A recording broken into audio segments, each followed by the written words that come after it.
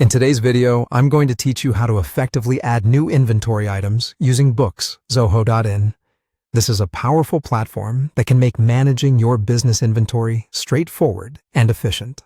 Let's dive in and explore the step-by-step process to get you started effortlessly. First, you'll want to navigate to the dashboard of Zoho Books. This is your command center where you can access all the vital components of your inventory management system. Make sure you're logged into your Zoho Books account, and then find your way to this dashboard, which serves as a starting point for most of your bookkeeping tasks. Once you're on the dashboard, your next step is to locate the Items section. This is where all your current inventory-related tasks begin. Clicking on Items will lead you to a list of all your stored products and services, giving you a comprehensive view of what you currently have on file.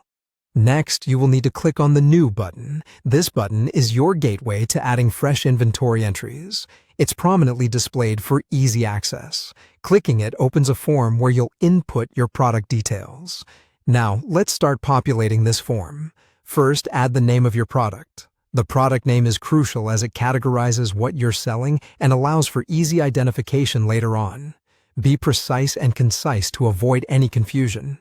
Following that, specify the unit of your product. It's vital to clarify how your items are measured or counted, as this affects inventory tracking and potential ordering processes. Now, enter the selling price.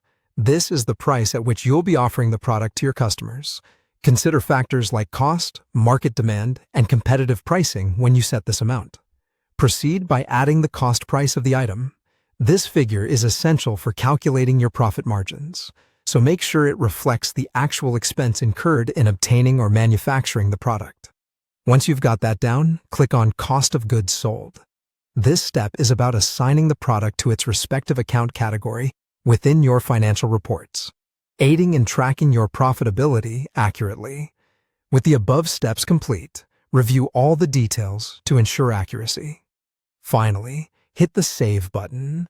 Doing so will add your new product to the stock list, officially recording it within your inventory system. And that's it. You've successfully added a new item to your inventory on Zoho Books. Each of these steps plays a vital role in maintaining an organized and efficient inventory management process. As you continue to add more products, keep these steps in mind to ensure your records remain accurate and up to date.